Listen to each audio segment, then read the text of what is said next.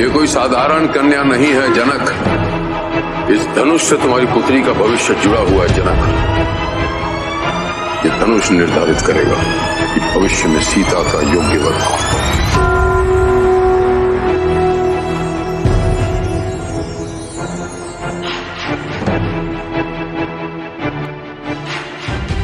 क्या थी भविष्यवाणी? क्या करेगी रानी मंदोदरी? क्या होगा क्लाइमैक्स? नमस्कार दोस्तों, मैं आपकी दोस्त और होस्ट ओशीन आपका स्वागत करती हूँ आपके ही पसंदीदा चैनल पॉलीग्राफ स्टूडियोज में। माता सीता रामायण का एक बहुत ही प्रमुख पात्र है जिसका विवाह स्वयं भगवान विष्णु के अवतार श्री राम से हुआ था। दोनों की विवाह और प्रेम कहानी के बारे में तो हम सभी जानते हैं, पर क्या आप माता के जन्म के पूर्व की कुछ कहानियों को जानते हैं? शायद नहीं, पर अब उन्हीं कहानियों को अपने ढंग से दिखाने आ रहे हैं डायरेक्टर ओम राउत। जी हाँ दोस्तों, जल्द ही बड़े पर्दे पर आदि पुरुष रिलीज की जाएगी।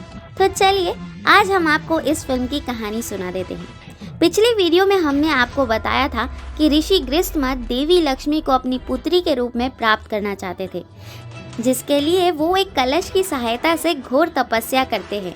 लेकिन एक दिन रावण आकर उस कलश को चुराकर अपने भवन में ले जाता है, जहां उनकी पत्नी मंदोदरी जिज्ञासा में उस कलश के अंदर के रक्त को पी जाती हैं और गर्भवती हो जाती हैं। जब देवी लक्ष्मी मंदोदरी को बताती है कि वो उनके गर्भ से उनकी पुत्री के रूप में जन्म लेंगी, तो वो डर जाती हैं और वो देवी लक्ष्मी से कहती हैं, मुझे क्षमा कर दीजिए माते, मुझे नहीं पता था कि ऋषि गृहस्थमत आपको पुत्री के रूप में पाना चाहते हैं और ये उसी तपस्या का कलश है।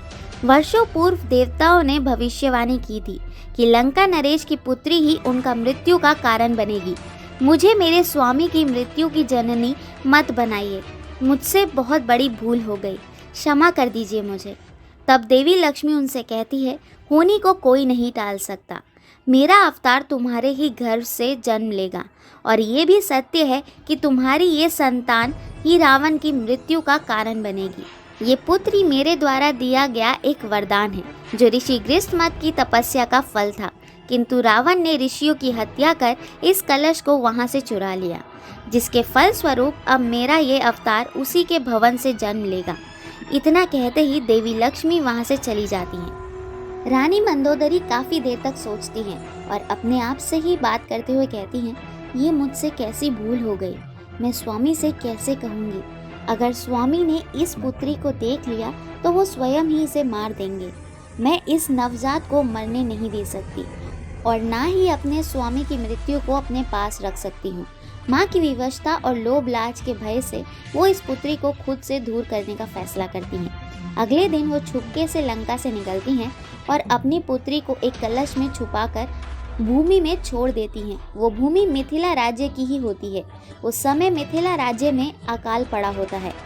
मिथिला के राजा जनक अकाल से निपटने के लिए ऋषियों का परामर्श मंगाते हैं, जिसमें से महर्षि बोलते हैं, महाराज अवश्य ही देव हमसे अप्रसन्न हैं, हमें उन्हें खुश करने के लिए महायज्ञ करना होगा।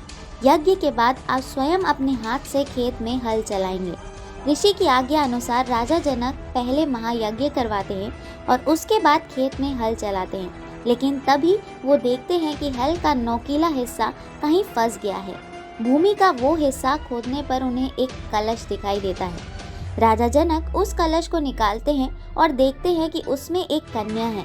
तब ऋषि उनसे कहते हैं, ये पुत्री स्वयं देवों का प्रसाद है, महाराज आप इसे अपनी पुत्री के रूप में स्वीकार कर लीजिए। जिसके बाद राजा जनक रावण की उस पुत्री को स्वीकार कर लेते हैं और उसका नाम जानकी रखते हैं, जिन्हें हम माता सीता के नाम से जानते हैं। क्या आपको इस कहानी के बारे में पता था? ये हमें ज़रूर बताइए और साथ ही ऐसी स्टोरीज़ के लिए बने रहिए हमारे साथ। उम्मीद है आज की स्टोरी आपको अच्छी लगी होगी, तो इसे लाइक एंड शेयर ज़रूर कर दीजिएगा।